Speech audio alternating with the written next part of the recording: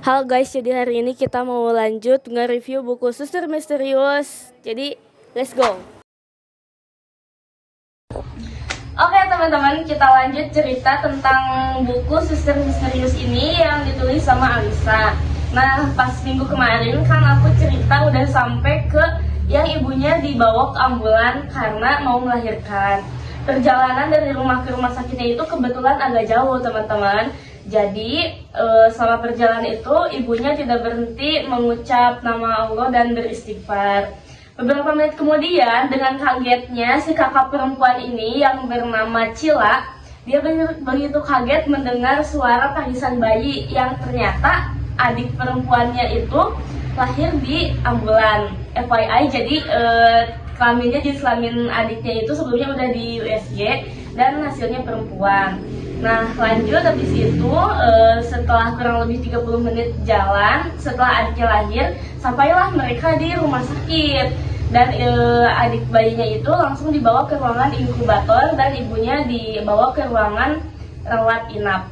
Pada bagian selanjutnya, karena adiknya ini lahir tadi di perjalanan di mobil, mungkin memerlukan beberapa hari buat dirawat inap dulu, gak bisa langsung pulang. Begitupun dengan ibunya, tapi adiknya ini dirawat lebih lama, ibunya cuma 2 hari. Tapi si adiknya ini memerlukan waktu yang lebih lama untuk di rumah sakit daripada ibunya itu.